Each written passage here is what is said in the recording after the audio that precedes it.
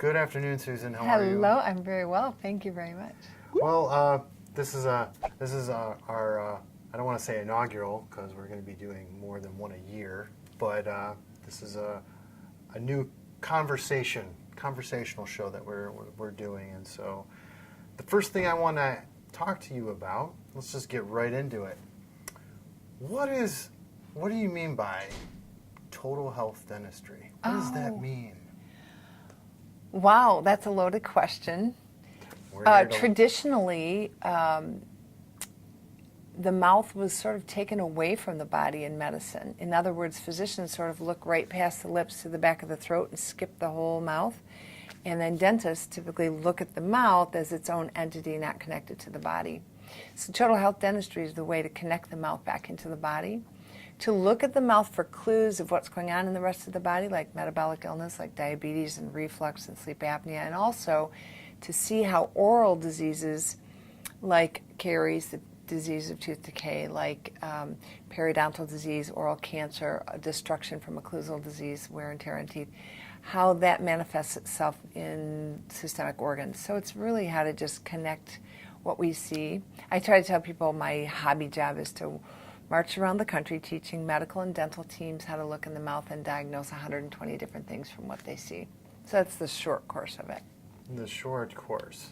All right. Well, let's talk a little bit about the fact that you just said that you travel all over the country talking about this. Is that something you actually set your sights out to do?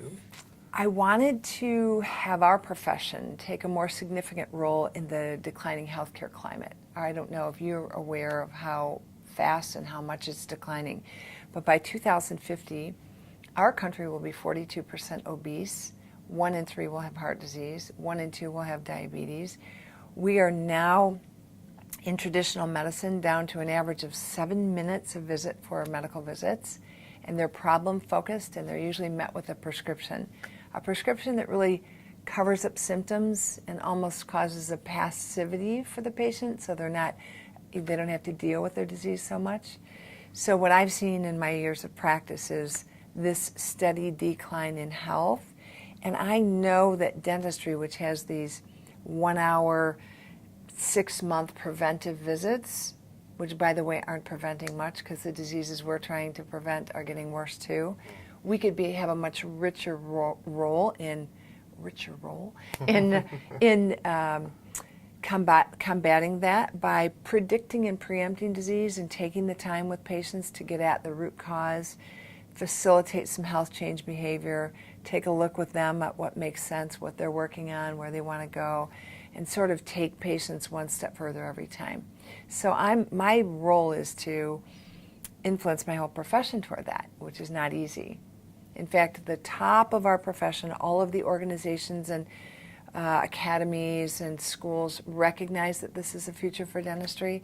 The ones who don't recognize it are the dentists themselves. As you know, it's hard to change what we're doing traditionally, and so challenging traditional thinking means I need to actually be where they are. So I have to go on an airplane every week and end up in a big audience of medical caregivers and teach them, and they get very inspired. I'm what you call an edutainer. I'm an entertaining educator. Oh, well, does that mean you do a song and dance? Yep. Oh, do you? Oh, yes. Oh, really? Oh, sure. I always come in singing, and I sing throughout the day. Oh, is that? I don't have a great singing voice, but no. I tell, I'm a little naughty and a little funny and talk about real stuff, and yes, I definitely do some singing. What songs do you sing? No, I'm kidding. Yeah, no. What songs do you sing? No. I typically open up an audience by saying, zippity-doo-dah, zippity-ay, my, oh my, what a wonderful day. You know that old song. Oh, yeah, absolutely. Yeah. Absolutely.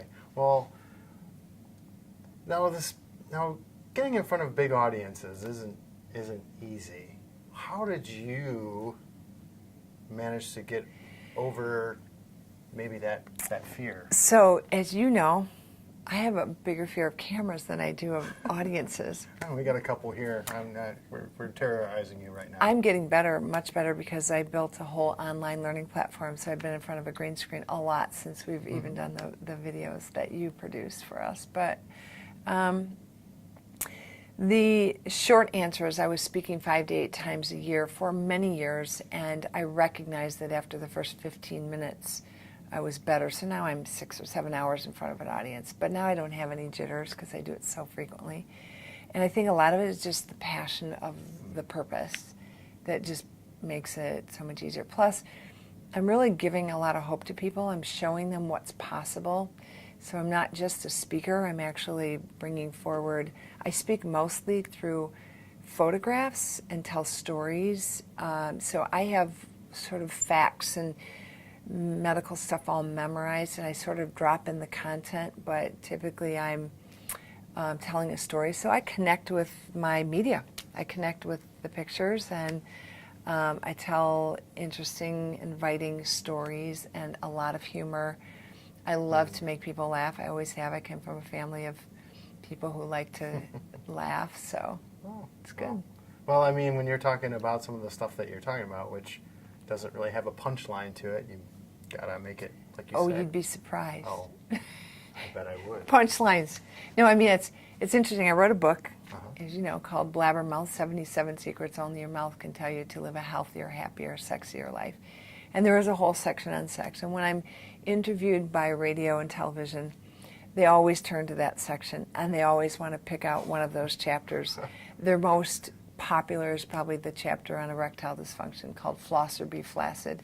It's the links between periodontal disease and erectile dysfunction. And, you know, there's plenty of humor in medicine in general when you're talking about gut health and, you know, human function. And so breaking that ice with dentists, especially who have not been used to talking to people about, you know, how's your food working for you, any burping, bloating, diarrhea, you know, nausea, like those kinds of things.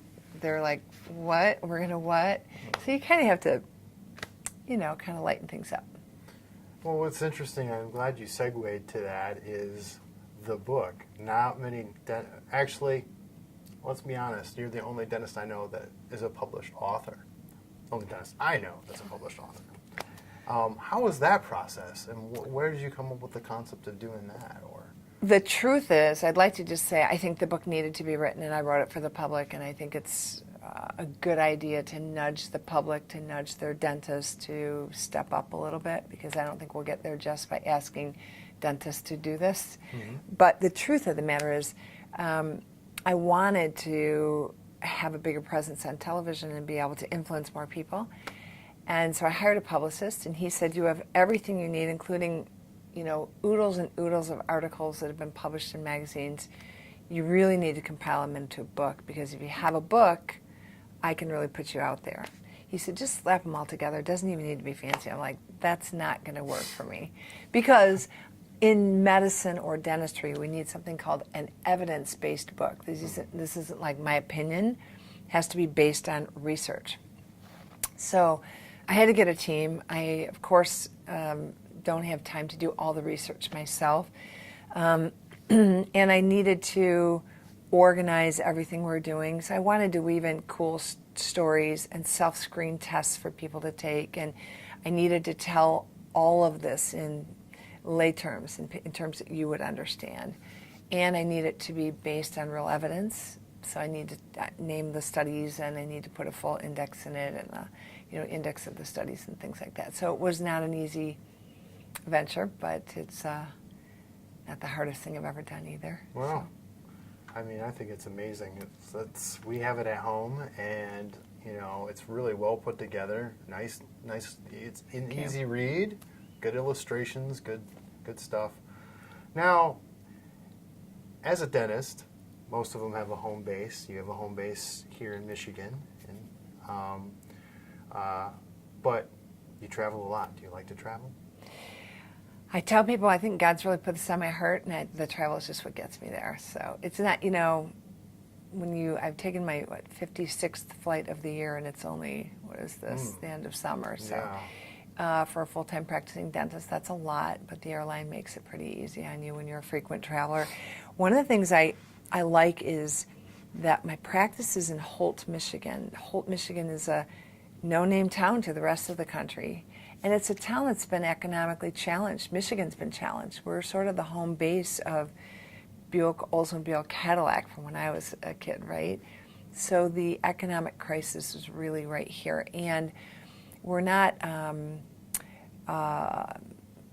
urban town, Holt. We're not health sophisticated by most standards. And yet, it gives hope to a lot of people practicing in little tiny towns all over the country that building a total health practice doesn't have to take place in New York City or Chicago or Miami or Los Angeles. So while I think I have a bigger following in areas like San Francisco and Seattle and Los Angeles, I don't think that practicing there would be as credible or as pertinent or as relevant as making it happen anywhere. So I love Michigan. It's my home, and I love our state, and I'm proud of it. But we've had our struggles. Mm-hmm. Still are. That's true. Yeah. But when you go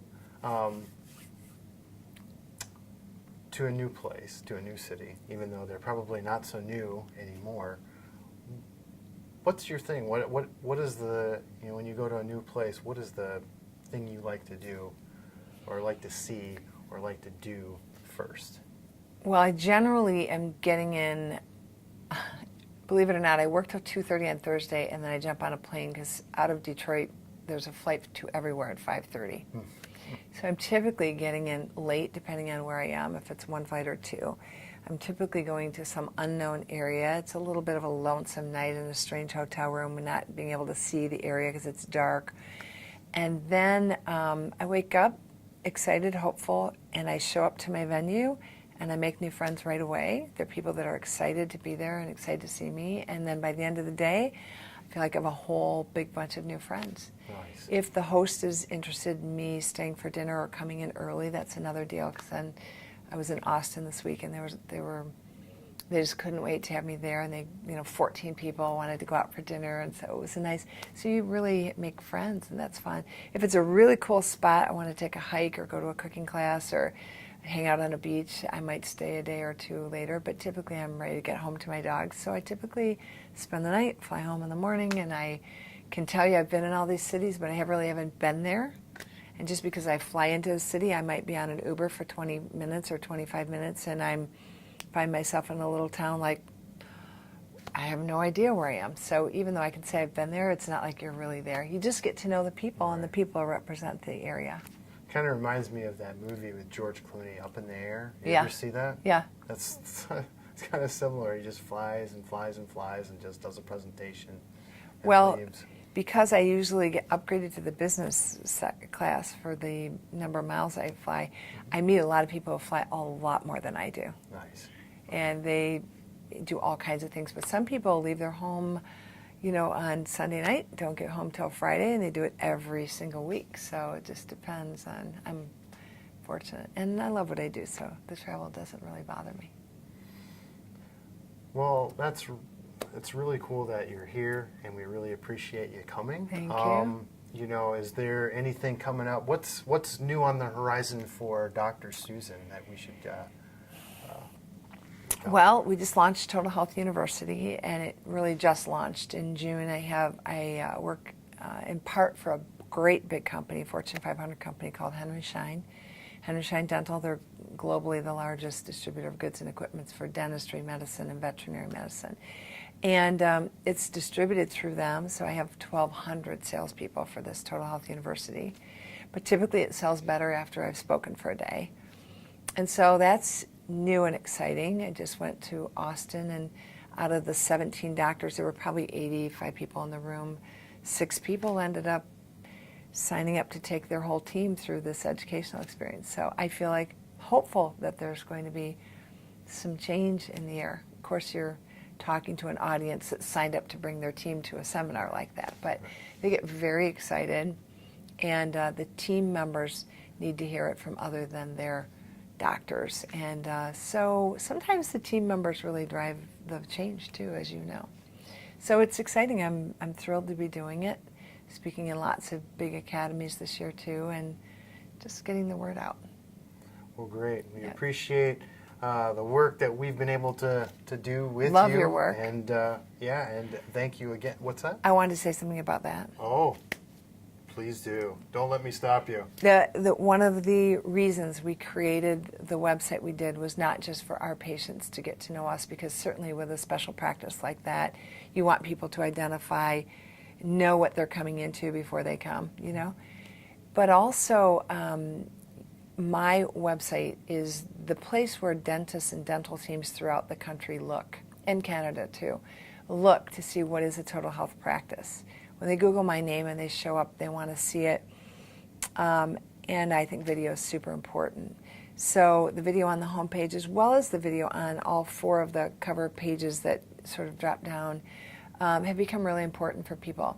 The mix that we did, telling the story of the practice through not only my description of what's intended here and what we're trying to accomplish, but patient testimonials and their stories, team members and what it's like to participate and be engaged, physicians who refer to the practice and also bring their families, all woven into one. I think they're really well done. And so the videos that you did are really reaching a very, very broad a scope of our profession. So I thank you for that. Oh, well, thank you. It was fun to come into the dentistry, the dental office, and just be like flies on the wall somewhat. I know it was a little more staged than that, but it was great. It's nice. Well, thank you for coming by. I appreciate thank you. You know, talking Thank you with you for the and learning a award. little bit more about Yeah. the speaking and gig and writing a book. You just do amazing stuff. So Thank you. we really appreciate it. Thanks so much.